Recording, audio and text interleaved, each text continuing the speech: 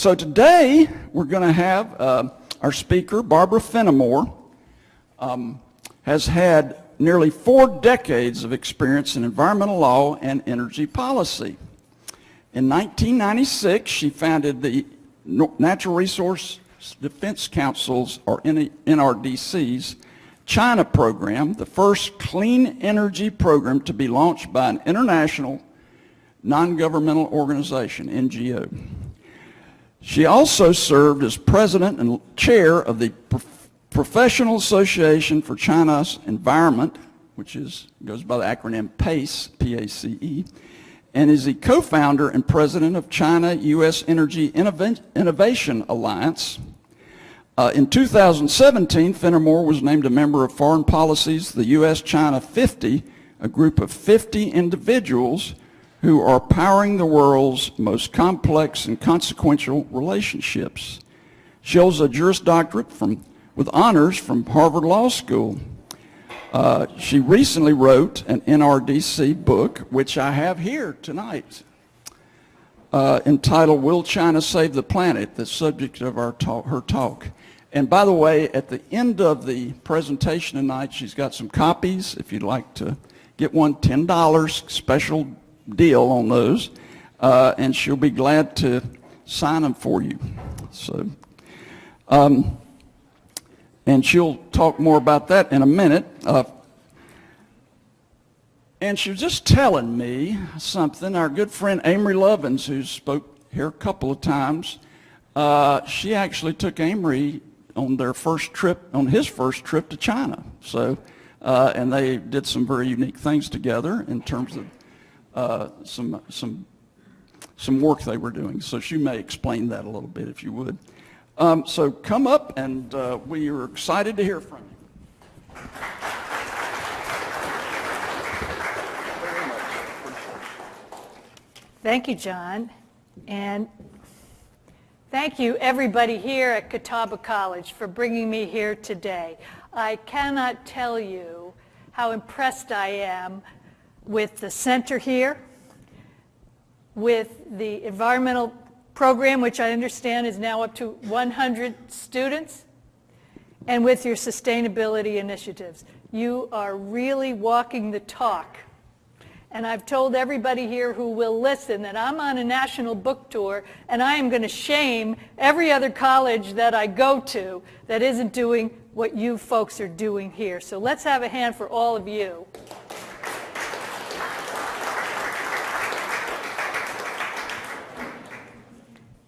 And why is that important? Just in the last year, we have witnessed the most violently destructive weather in any Atlantic hurricane to hit landfall. We've witnessed a year of the heaviest rain and flooding in U.S. recorded history. I assume they're not including Noah's Ark.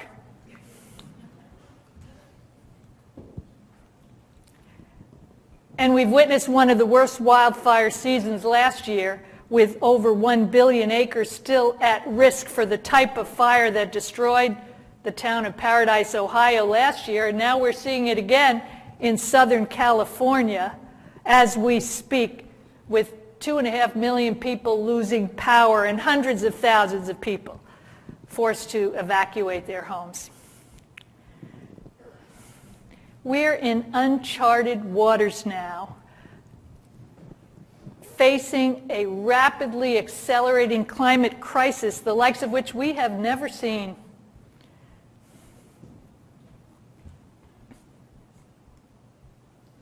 Yet we're also in the midst of another paradigm shift, a shift in global energy use that is as profound as the shift to burning wood, to burning fossil fuels 2 centuries ago. I believe that this shift is also accelerating, and it's also unstoppable. But we need to accelerate that clean energy revolution at a pace and a scale that is unprecedented in human history. And the UN climate scientists in their wake-up call last year said that if we don't act now to cut our CO2 emissions in half, in the next 10 years, we won't have a chance of averting the most dangerous impacts of climate change. So can we make that change fast enough? That's what I'm here to talk about today. And the answer lies within every one of us. Because every country, every state, every province, every city, every company, every individual has to play a role. But one thing is clear to me, is there is no solution to our climate crisis without China.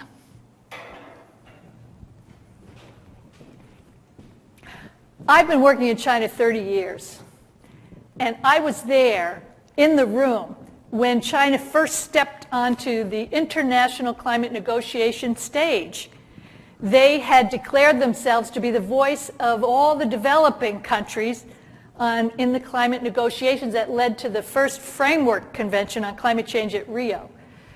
And that voice, for many, many years, said one thing and one thing only, that developed countries were solely responsible for dealing with climate change because they were the largest contributor to the problem.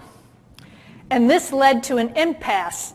I was there for the Copenhagen climate negotiations, when China was widely blamed for the failure of the international community to reach a binding global climate treaty.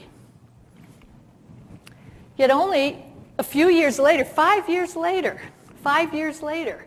China and the US, Presidents Xi and Obama, signed a series of bilateral climate agreements that really set the stage for the Paris Agreement and also hastened the speed with which it entered into force.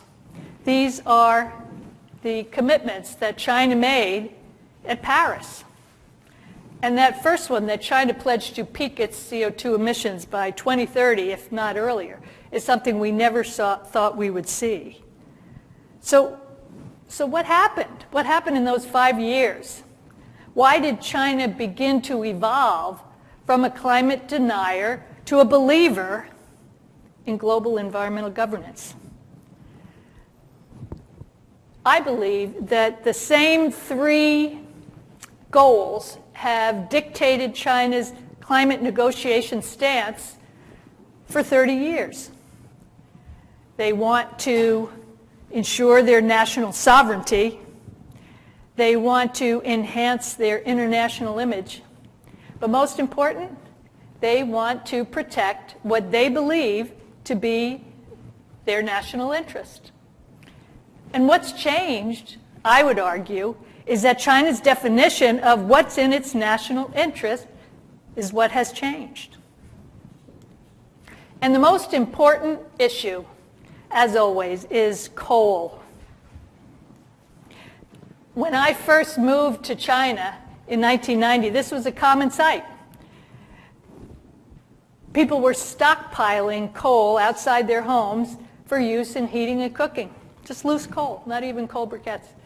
And every year, October 15th, regardless of the weather, the government of Beijing and other northern cities turned on the heat.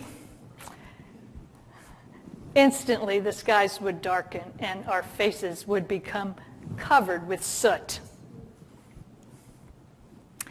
And in Beijing itself were 4 large coal-fired power plants.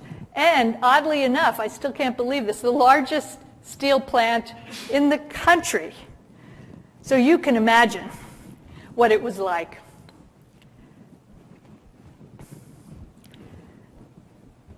But I didn't know anything. That was just the beginning. Starting in 2001, when China joined the WTO, during that next decade, it tripled its coal consumption to power its economic miracle, the fastest growth that the world had ever seen. During that decade, China quadrupled its GDP and quintupled its exports. as it became the manufacturing hub of the world, and also launched the largest urbanization drive in human history.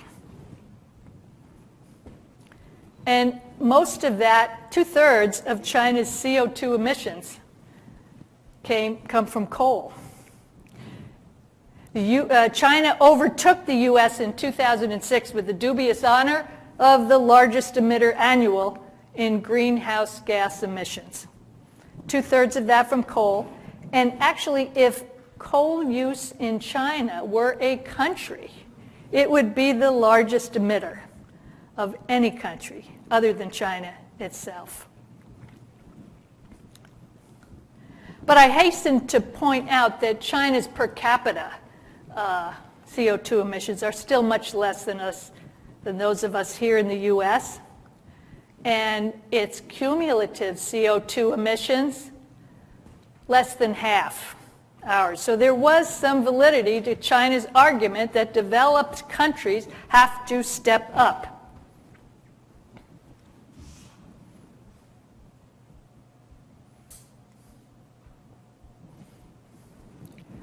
But again, starting around that time when China overtook the U.S. as the leading emitter, it began to realize that its development model, which was focused on heavy industry, iron, steel, cement, exports, powered by coal, was simply unsustainable. And it was leaving a trail of environmental destruction in its wake. And with China's drive for growing GDP, the reason was it was trying to ensure a better life for its citizens. But what good is GDP growth when you have to live in something like this?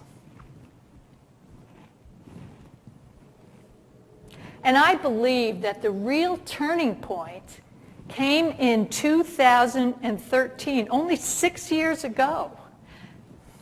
That was when the air pollution in China got so bad that it was like breathing or living in an airport smoking lounge. Studies showed that it was as if every man, woman, and child in China was smoking 1.5 cigarettes every hour. And premature deaths from air pollution reached 4,000 people a day. You may have heard of this. The media called it the air apocalypse. And what happened, air pollution had been bad for years, but people always thought, oh, it's foggy today. They had no idea what was in that pollution, or that it was pollution. But I'm proud to say that the U.S. Embassy put an air quality monitor on the roof of the embassy because nobody wanted to bring their families to work and live in Beijing anymore. So they put that on there. They started broadcasting hourly air quality monitoring data. China tried to stop it, but they couldn't. And once people realized how bad it was and what the impact was on them and their one child, remember they still had the one-child policy then, the protests just were off the charts. That was the turning point. And that's when China launched a $250 billion air quality pollution control action plan. And what did they target? Coal. For the first time, we couldn't even talk about coal when I first started NRDC's China program in the mid-90s. It was too sensitive. But they targeted coal. And NRDC took advantage of this window to launch what is now our flagship project in China, our coal cap project. And what we did was bring together all of the 20 leading stakeholder groups in China, the research institutes, the academic experts, even the industry association, the Coal Industry Association, that advised the government on what the laws and regulations should be, what should be in their 5-year plan. And together, we're still doing this today. We came up with about 1 report a month for the last 4 or 5 years proposing that China put a cap a mandatory cap on its annual coal consumption. My friends in NRDC's U.S. office said we were crazy because that would never work here. It worked in China because we not only showed what that number should be, but how it should be allocated by province, how it should be allocated by industry sector, and now we've been working with them to implement it. And it's in their current 5-year plan. I'm very proud of that work. And what's the results of all this focus on coal? The results were remarkable because after growing for nearly double digits for a whole decade, China's coal use, and therefore its CO2 emissions, just stopped growing in 2013 by the end of that year. And for the next 3 years, they dropped. Unheard of. And because of China's outsized influence on global CO2 emissions, that meant that global CO2 emissions dropped. Even as, for the first time, they dropped as the world economy continued to grow.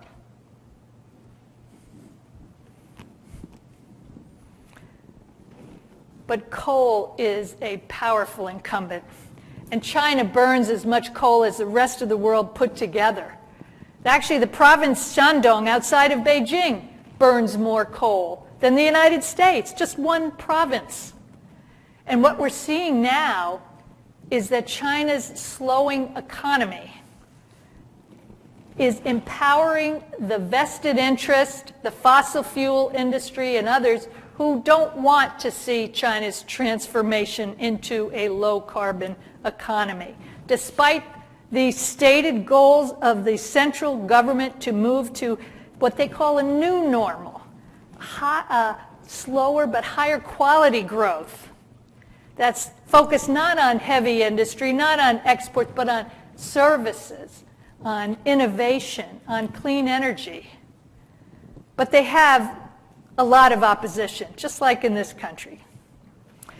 One surprising source of resistance is local governments.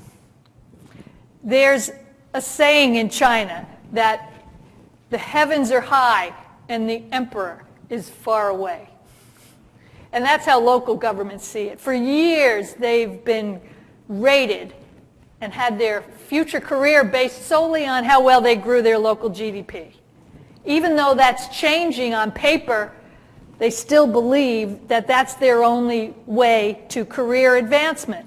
And so when the government delegated the authority to build new coal plants to local governments, as you can see what happened, look at this. They rushed to build new coal plants as fast as they could, regardless of whether they were needed or not. And they're not needed. There is such a glut of new coal plants in China right now that on average, every coal plant only operates half the time. There's too many of them. And 40% of them are losing money.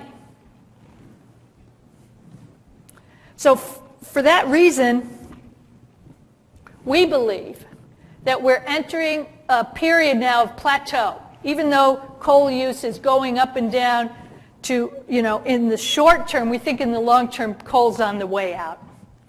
And this is the recommendations, a series of recommendations from our coal cap project on how China can actually peak its coal consumption permanently by next year. A lot of it requires power sector reform, changing the rules of the grid that provide a built-in advantage to coal plants, and allow the real clean energy revolution to move forward.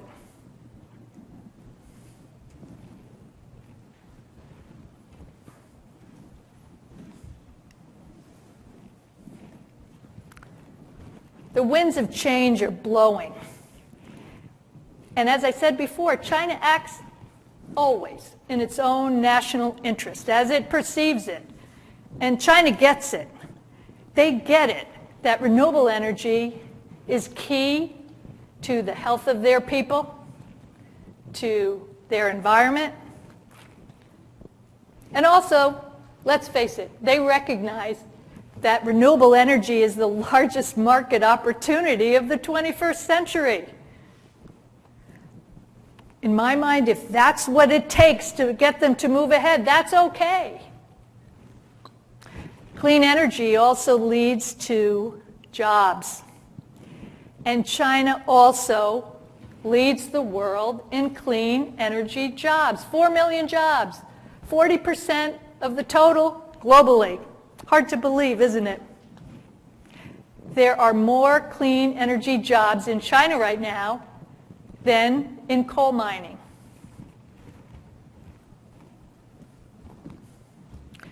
But I want to start first with what we consider to be the cheapest, the cleanest, the fastest source of energy. Does anybody want to venture a guess? No, not solar. Cheaper, cleaner, faster. Not wind. Yes.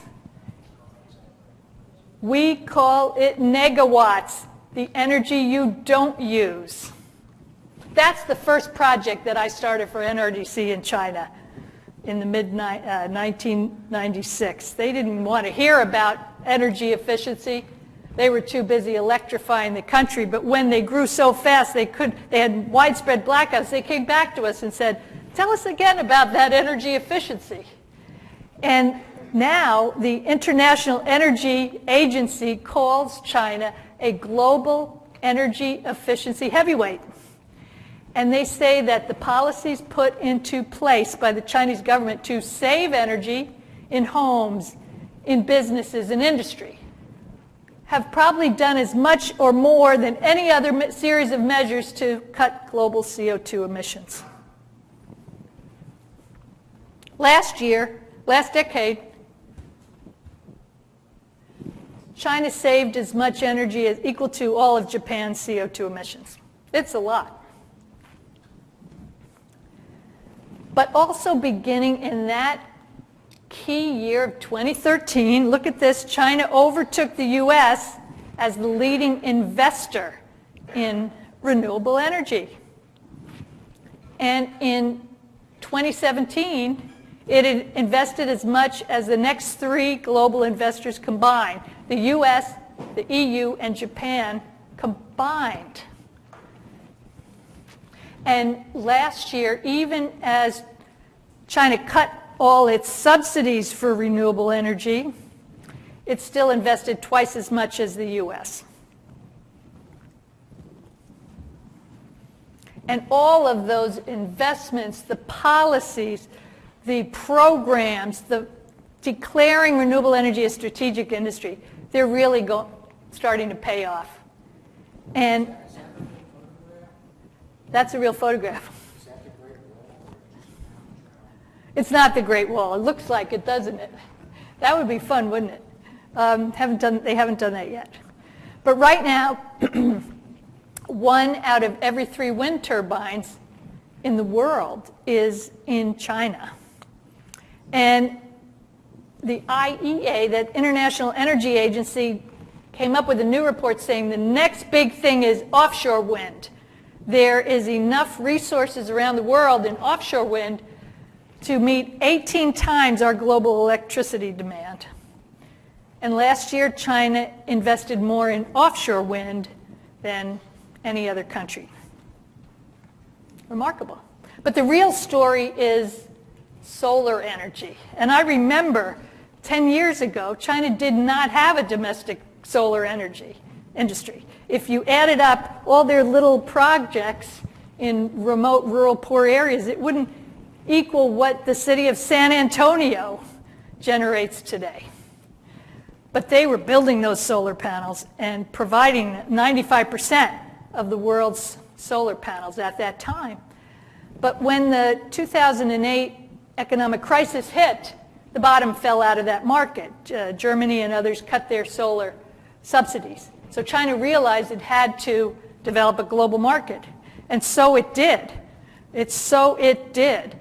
And in 2017, China installed more solar than coal, nuclear, and gas combined.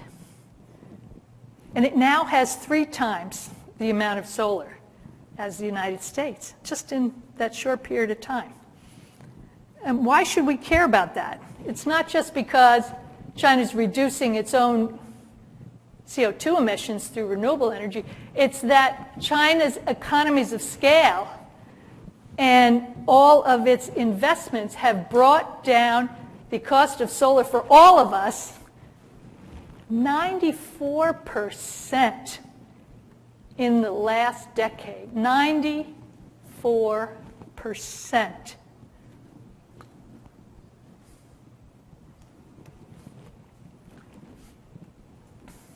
Last year, China realized that the solar didn't need subsidies anymore. It's so cheap. So they slashed the subsidies. And this is a challenge for them. A lot of companies have gone out of business. They're now requiring solar power to compete through auctions with coal plants in China, which are, have been very cheap through the years through lots of government support. And still, even after cutting the subsidies, they put in 4 times as much as the next market. And what we're seeing, I talk about the clean energy revolution. What I mean is that China has fundamentally changed the economics of energy throughout the world. That's what I'm talking about here. And we're now at a point in 11 of China's provinces where solar is reaching grid parity with coal. And one province ran 15 days last year without, just on renewable energy. Now, England did the same thing. That was 14 days last year, first time since 1884, and China beat that. So that's telling you about this clean energy revolution. But what really gets me is that now in 3/4 of the U.S., it is cheaper to build new solar or wind plants than to pay for the fuel, for the coal, to run the coal plants. And it's better for consumers to just let those coal plants retire rather than waiting for them to live out their useful life. That's the revolution.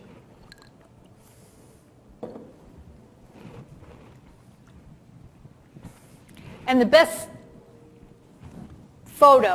symbol of this clean energy revolution that I could find in China is this one. China launched the world's largest floating solar power plant last year, and guess what? It's on top of a collapsed coal mine. But China likes this next picture. I can't help sharing it with you.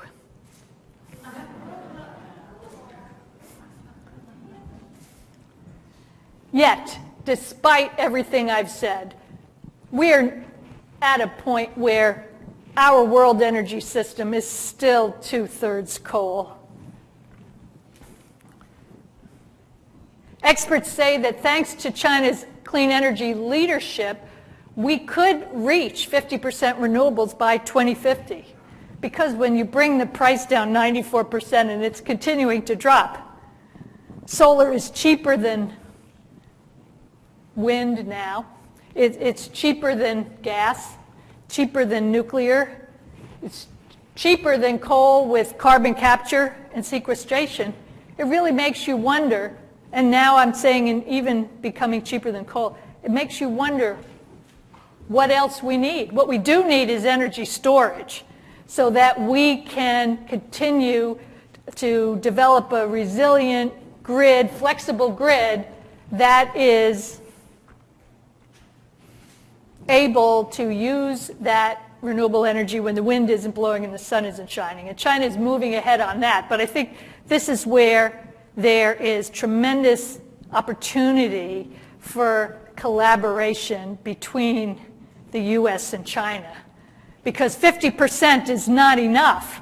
The UN climate scientists said we must get to a world energy system that's at least 85% renewables by 2050. And there are a lot of challenges still to overcome.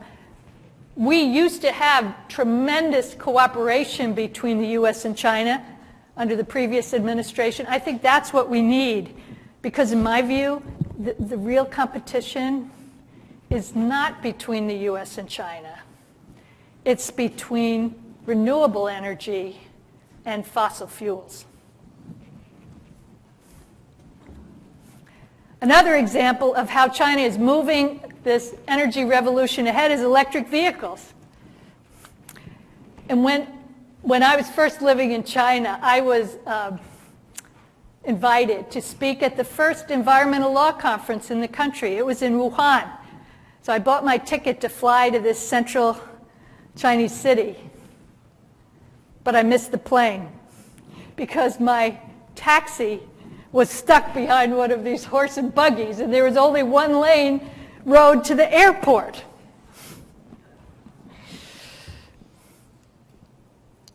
Well, here's a fellow. A lot of people think that China's government is monolithic, that faceless bureaucrats make their decision and then everybody pays attention. But I have found through these 30 years that they're just like here, just like many of you, individuals make a difference. And this fellow was pretty much single-handedly the guy that brought the clean vehicle revolution to China. I first met him when he was an automotive engineer. He had just returned to his native Shanghai from Germany, where he was working for Audi. And he came back to China with a vision. He saw that that China could never compete with the US on regular vehicles, too complex. But he saw a need. Again, what's in China's best interest? Energy security. They don't want to be relying on foreign oil, just like us. Heavy pollution in cities. China became the world's largest vehicle market and still is. And he saw a need, he saw another market opportunity. This man, actually, this is how I brought Amory Lovins to China. We held with him the first conference on fuel cell vehicles in China. He built the first demonstration fuel cell car in China, and I have to say, I was invited to test drive it, and Rube Goldberg would have been proud. It was, I don't know how anyone could drive it, but anyway, that he didn't stop there. Within just 6 years, China had spent $60 billion on clean energy vehicles, on hybrids, electric, fuel cell vehicles, on charging infrastructure. Now China has half of the world's charging infrastructure. He was determined. He called it Tom Friedman, the New York Times journalist, called it a moonshot. And he succeeded. He succeeded in that. One of the things he got the Chinese government to do last year was they decided to leverage their position as the world's largest auto market. And they told every large auto manufacturer in the world, if you want to sell your cars and SUVs in China, you have to meet a quota of clean energy vehicles. And if you can't meet it, you have to buy the quota from some other manufacturer or you have to pay fines. Again, this was based on California's ZEV, zero emission vehicle mandate. We've spent years bringing Chinese experts and officials to California and back and forth to share best practices. And so they adopted it. And I never saw an industry move so fast to announce new electric vehicle models and new investments. In fact, if you add up all those investments, auto industry is going to spend $300 billion over the next 5 years on clean energy vehicles. That's how China's moving the needle, not just domestically, but around the world. And look how fast this clean energy vehicles has moved in China. In fact, sales of regular gasoline vehicles are going down in China. People don't want them anymore. But this is moving ahead.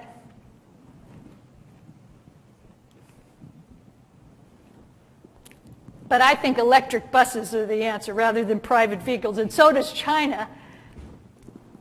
China is responsible for fully 98% of the world's electric buses. And many cities they don't just wait till a bus runs out of service and switches it. They're converting entire fleets to electric buses. And the central government told every city last May that they have to come up with a plan for doing so. Just completely switching to electric buses. Same thing's happening with taxis. Entire fleets are switching over. And shared vehicles. China leads the world in electric two-wheelers.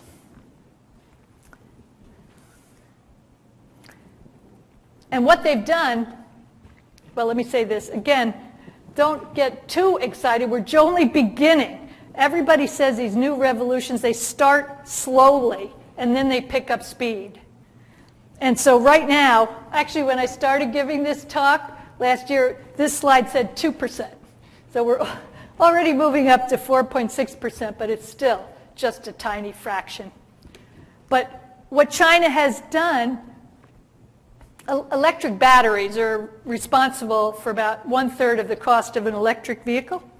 And again, China's into mass production. Tesla has a gigafactory.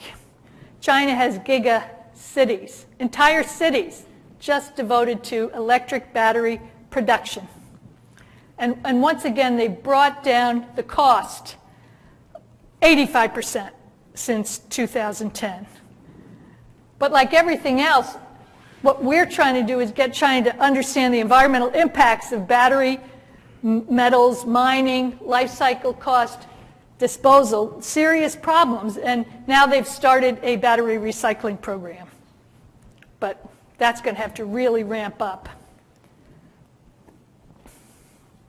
And again, we have to all ramp up because 50% is not enough, according to the UN climate scientists. All transport, 65% of all transport, including heavy freight, including trains, has to be low to zero carbon by 2050. So we have a long way to go. And there are a lot of challenges, again, that this country and China can face better together. We have an oil consumption project now, same like our coal cap project. We came up with a report in June with a timetable and reams of information, data, a roadmap for how China can completely phase out gasoline vehicles and diesel vehicles by 2030. And guess what? They just listened, and now they have started their own research and pilot projects with the goal of doing that, of completely going electric. And one province, Hainan Island, has already made that commitment. We want to go and make sure the whole country goes that way. This is the kind of work we do in China. We can make a difference. But without, regardless of what China does domestically, if they don't green their overseas investments, we are sunk. Have anybody here heard of this Belt and Road Initiative? Well, basically this is China's massive, massive global infrastructure investment program where they are building all kinds of infrastructure in 126 countries around the world who signed MOUs. This is like China's Marshall Plan, but it dwarfs our Marshall Plan in size. China says it's going to invest anywhere from $3 trillion to 5 or 6, depending on who you ask, by 2030. And the type of infrastructure investment it's financing are going to make or break our ability to meet the Paris Agreement targets. And unfortunately, right now, most of China's finance, in the energy area in particular, is going to finance coal plants overseas. It's almost as if, as they continue to push down coal consumption domestically, those powerful state-owned enterprises have been successful in getting contracts overseas.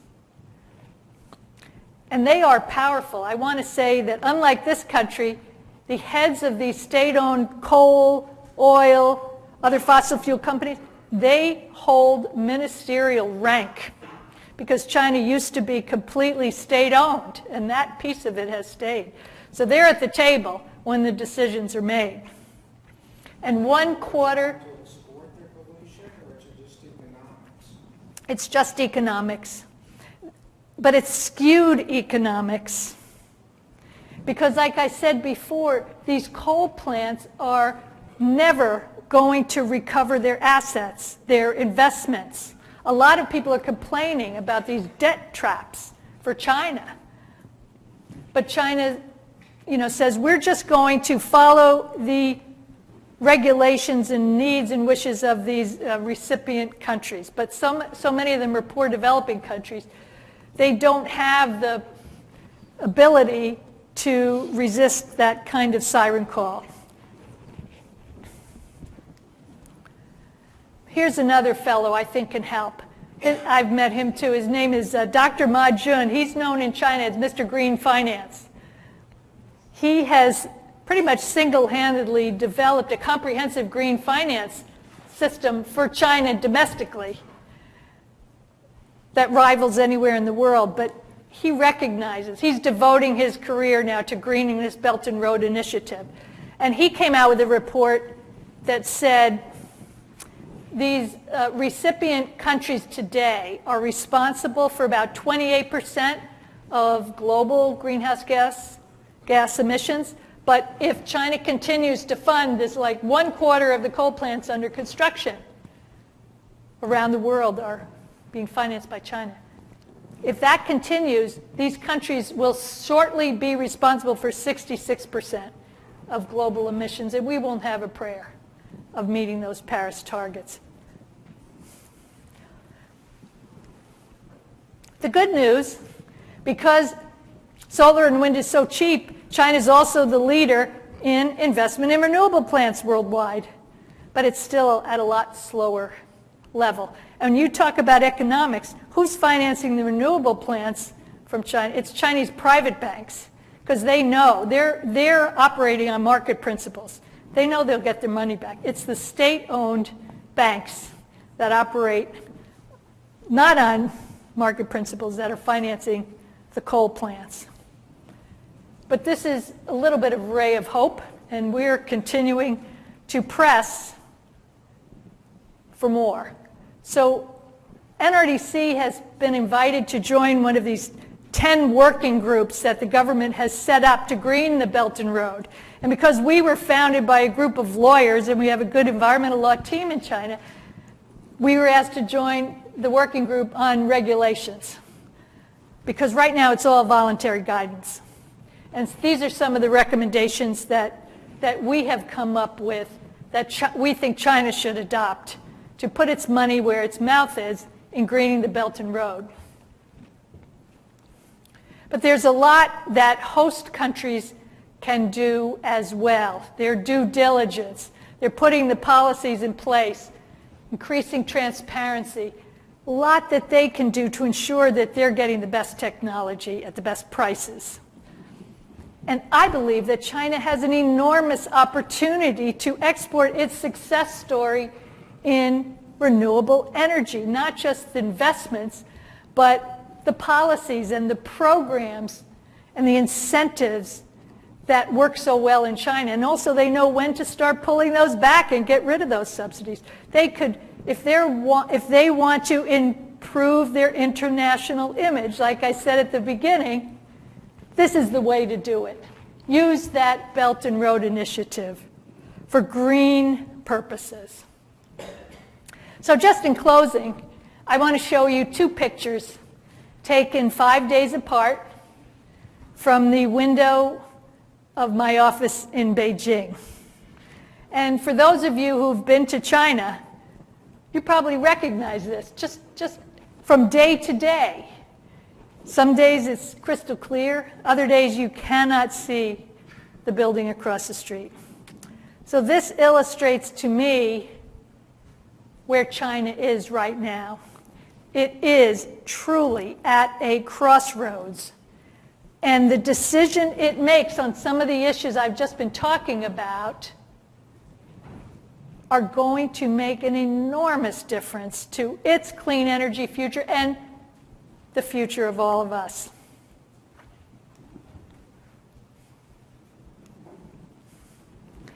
And here's a picture of my colleagues in the Beijing office.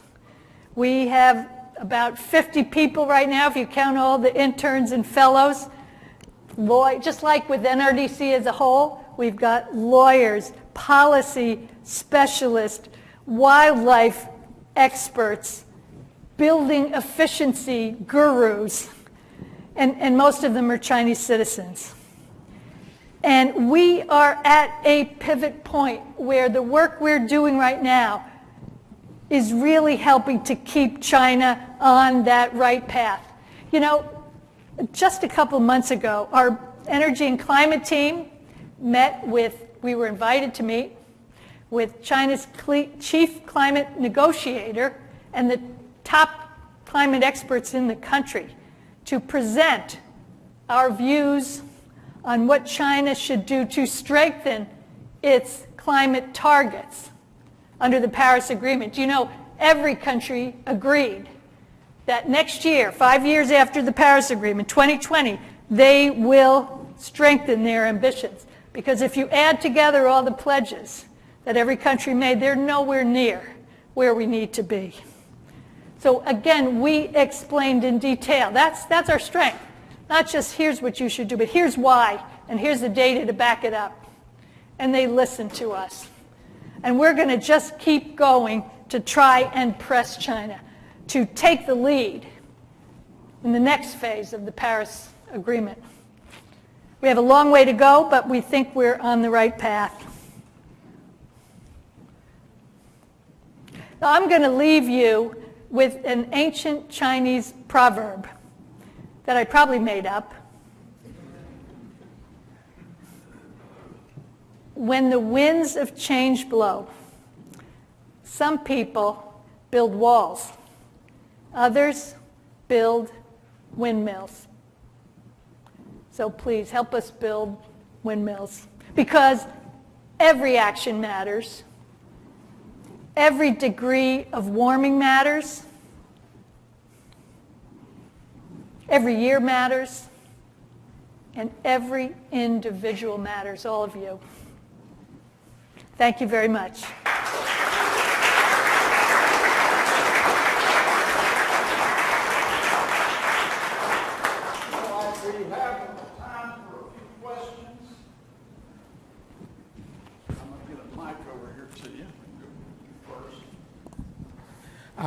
Well, let me say I actually have two comments that you can respond to as you see fit, and then maybe a two-part question.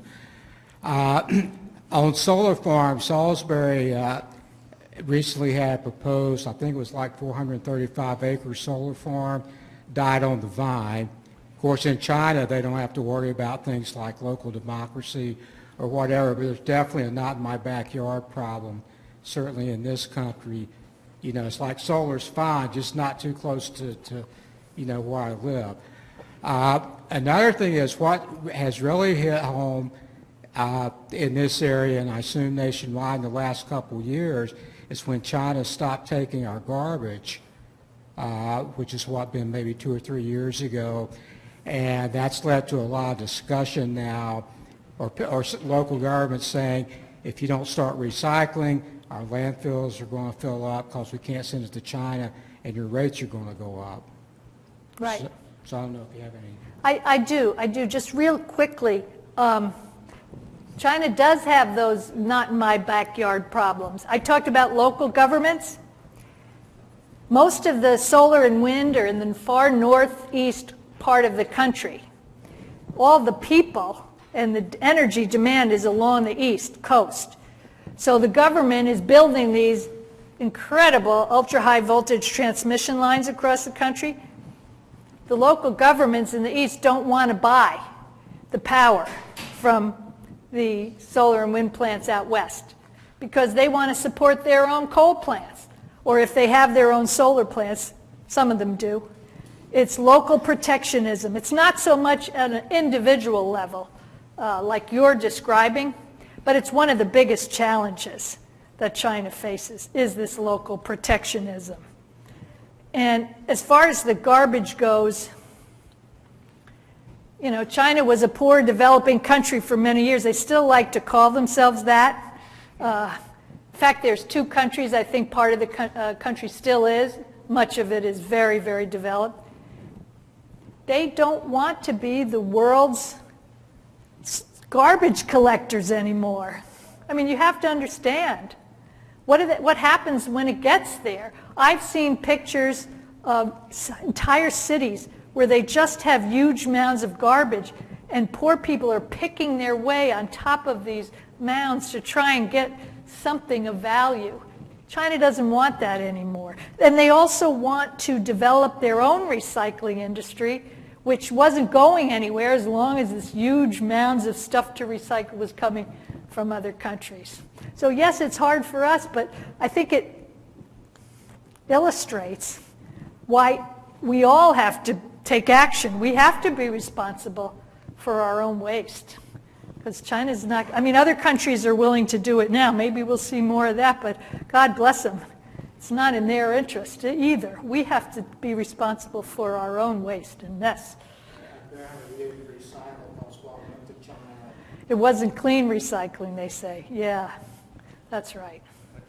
Yes? At the risk of being uncomfortably tangential, No such thing. I counted in your colleagues, I think 25 females, not counting you.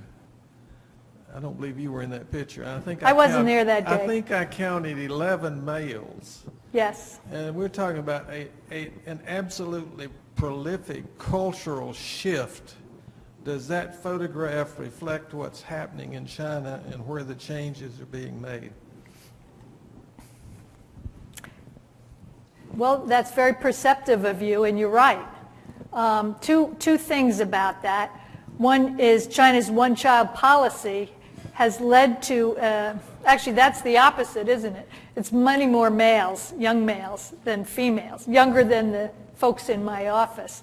This is posing a serious problem as they grow up.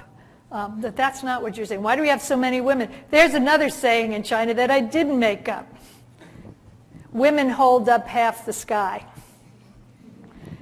And that's been my experience in China, especially for nonprofits like this. It's the women who get things done, the right things done in China, the women who care about the environment and their family in many respects.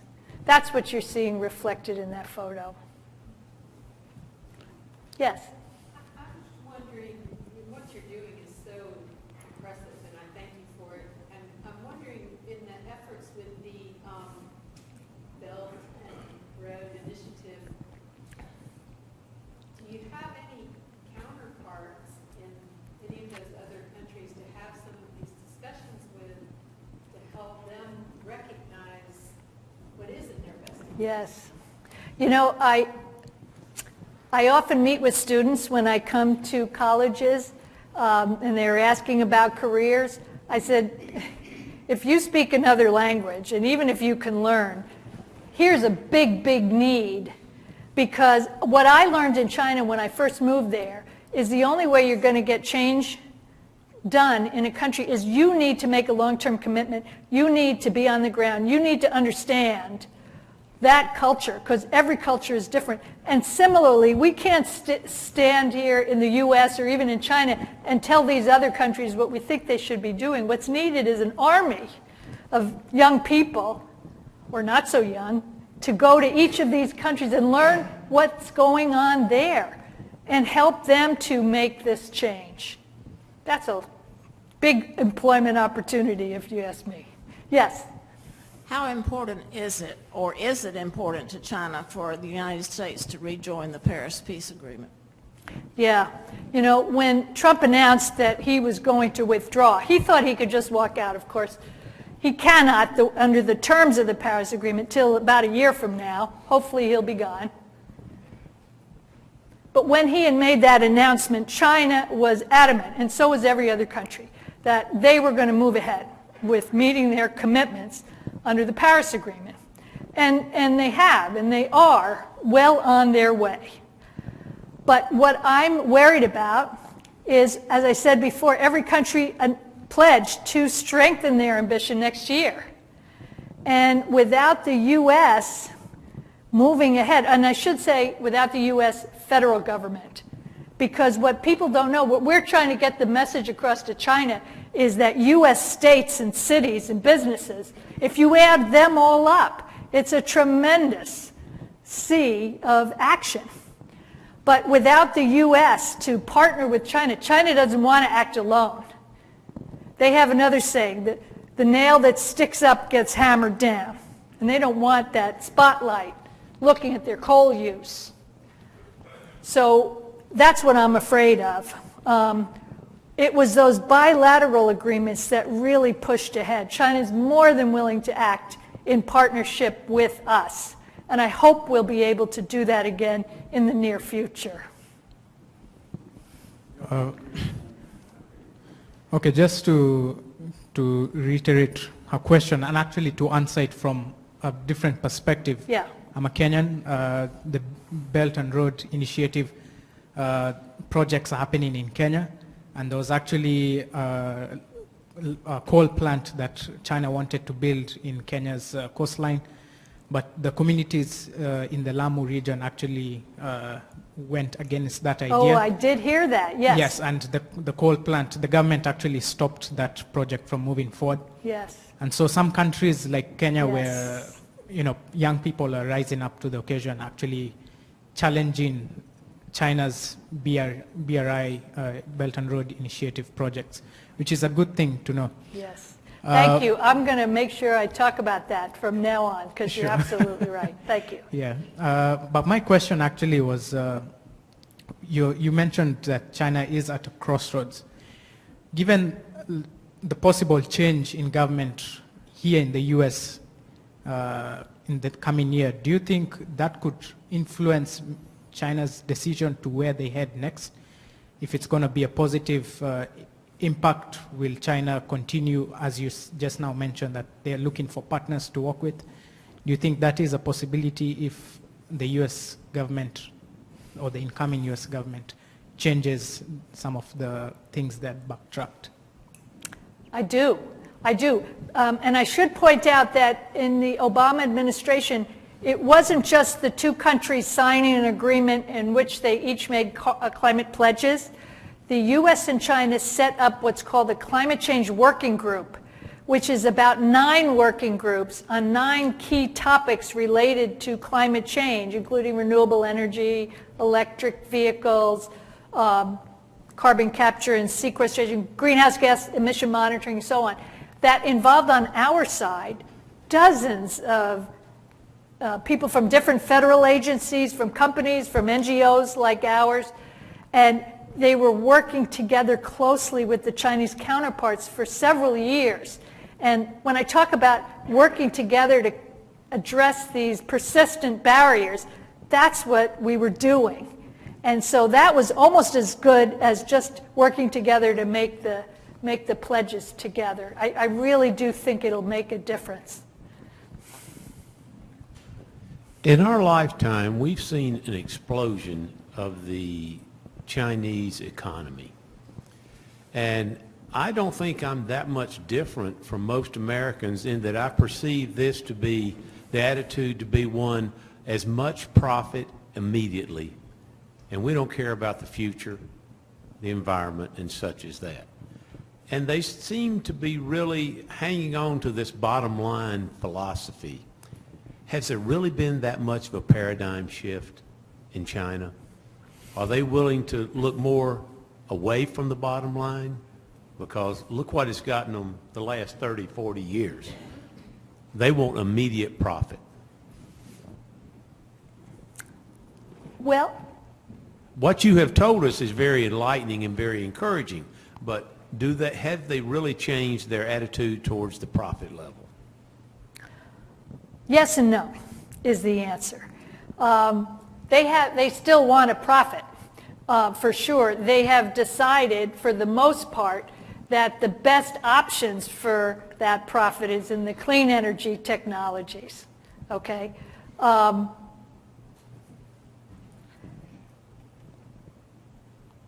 I think the biggest challenge right now, as I said before, is their economy is slowing.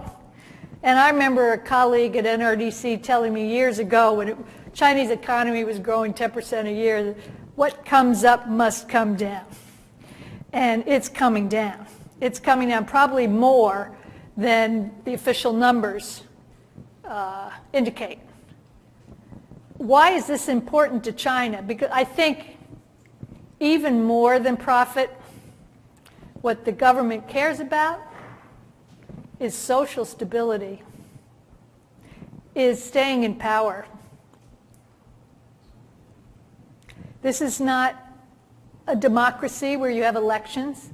The only way the Communist Party continues in power is if it satisfies the wishes of the people. And it has it in its mind that the best way to do that was to keep that economy growing as fast as possible every year. And despite the rhetoric of higher quality, slower growth, when the growth slowed so fast, they got scared. And so what we're seeing now is the government trying to use the tools that worked before, like stimulus, infrastructure spending, which leads to more iron and steel and cement production, more pollution, more coal. But these tools aren't working much anymore. It's a situation of diminishing returns. They have so many apartment buildings now that people aren't living in. There's no economic sense to keep building them, and their road system, it's all becoming built out. So they're at a crossroads because they want to keep people happy. They understand that air pollution is not the way to do it. But when they feel that cleaning up the air pollution is going to harm their industrial production, then they get nervous. And that's why I keep harping on energy efficiency, because China uses a lot more energy per unit of GDP than the world average. And they can save so much more, despite their gains, by being more efficient in their use of energy. In a way that saves their bottom line. That's the gospel that we preach in China. There's not a conflict between economic growth and environmental protection. If we were to say to them, don't care about economic growth, don't care about profit, what would they say to us? Nothing. But I don't think we have to say that, because what we see in places like California, that's kept its energy use per capita flat since the oil crisis of 1973, while continuing to grow its economy to the 6th largest in the world. They listen to that. That's the path we're trying to keep them on. Oh, can I say one more thing? Do you know the fastest growing job category in the U.S.? Anybody want to guess? Solar panel installer. So even if we've lost those manufacturing jobs to China, and we haven't lost a lot of jobs because solar panel manufacturing is largely automated right now, we benefit from the drop in prices, not only making it affordable to put solar on our roofs, but in the fastest growing job, the second fastest job category in the U.S., guess? Wind turbine installer. That's the clean energy revolution. Was somebody? Yeah. Yeah, just on that, Dan McCready, who just lost a special election for Congress, former Marine, but also he was in the solar, well, he is in the solar business for whatever that's worth. I'm trying to reformulate because you've answered my question, but look, you're on a list with Kim Jong-un and Mark Zuckerberg, so the 50, They're two of the other people on the list. So I assume you know something about evil incarnate, which is where I put the Chinese government. And number one, I'm just curious as to, you know, whether the regime has affected your work. Have they tried to retaliate against you or punish people that work with you? And then just sort of building up what this gentleman you were saying, assuming we ever get an administration again that's interested in climate and other things, how can we do anything constructive with a regime that is completely evil, completely repressive, completely untrustworthy? I think in a broader sense, they're not at the crossroads. They passed that in the wrong direction. So I understand the points you made, but I just don't know, with all the issues with China, how we're going to be able to do anything with them in the future. I guess that's why, I mean, you've got a lot of good points. I'm not going to disagree. But you asked, how can we work with them? And I guess that's why I put the photos up of some of the people we work with in my office. And that is, there's a difference in my mind between the regime, the Chinese government, and the Chinese people, including some of the people in the government, like this fellow Wang Gan. Do you know he went on to become, from automotive engineer, to become the Minister of Science and Technology because of this clean electric vehicle work he was doing.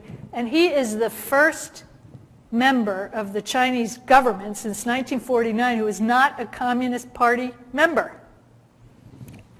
because he's so good. I mean, I do know that the Chinese, like the mayors and the governors, are selected by Beijing, and they do select the best and brightest. I've worked with a lot of them, and many of them have been educated here in the United States. I mean, they're sharp. They get it. They're the ones who want innovation. They're the ones who want to move forward into the 21st century. That's how we work in China. We try to find the leaders. We try to help develop the local champions. And now you asked, is it hard for us as a foreign NGO? And the answer is yes, increasingly so, because last January, a year ago, a new law went into effect in China. It's called the Foreign NGO Law. And really what it does is it's increasing control by the government over what groups like mine do in China. We had to register. We had to find a government agency to agree to sponsor us. And that wasn't easy because what we do, we try to walk that fine line between helping the government achieve its clean energy goals and trying to push them a little further. So other groups don't do that. They just do whatever the government wants. But nobody wanted to sponsor us except we finally found one, the State Forestry Administration, where we work on wildlife issues. We work to protect forests. We're helping them set up a national system of national parks. And we help promote a ban on the sale of ivory from endangered elephants. So despite that increasing scrutiny that we're under, and it's a fact of life for anybody working in China, I feel like we still have room to push. It's like what Derb and I were talking about. You know, over the years, you look for those opportunities and then you just move forward despite all the obstacles. So we're continuing to move forward despite this new regime of control. Yeah, but look how hard it is for you, and you're not, as I understand, you're not doing anything political at all, and Right. you're trying to help China do things in its self-interest, and it's still that difficult, you know, not to mention any group that's trying to do anything related to political reform or... Well, my issue, our issue is climate change. And I have thought about this long and hard, and my bottom line is that we have no choice other than to engage China on climate change, despite all of the things it's doing that we don't like. And in fact, hey, We just have no choice, given what I said at the beginning about how fast climate change is moving forward. So that's what we do, because that's the only way we're going to make it. That's what I think. I think we're at this point. Okay.